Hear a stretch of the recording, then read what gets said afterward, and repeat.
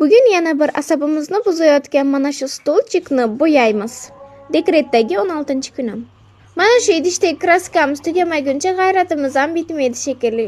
Shuning uchun mana shu stolchikni ham bo'yab oraqalay dedim, lekin adashmagan ekanman. Shunaqa chiroyli bo'lib bo'yaldi. Oxirida natijasini ko'rsataman.